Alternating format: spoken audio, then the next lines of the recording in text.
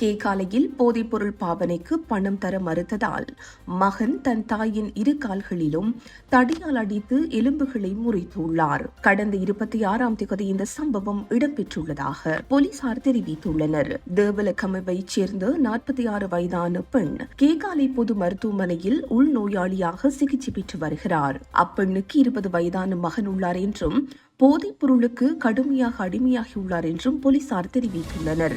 அந்த இளைஞன் நண்பர்களுடன் போதைப்பொருள் நுகர்விற்காக தன் தாயிடம் பணம் கேட்டு வந்துள்ளார். மகனின் அச்சுறுத்தல் காரணமாக சில சமயங்களில் தாய் பணம் கொடுத்து வந்துள்ளார். சம்பவ தினத்தன்று குறித்த இளைஞன் மீண்டும் தன் தாயிடம் 5000 ரூபாய் கேட்டதாகவும் தன்னிடம் பணம் இல்லை என்று அவரிடம் கூறியதாகவும் போலீசார் தெரிவித்துள்ளனர்.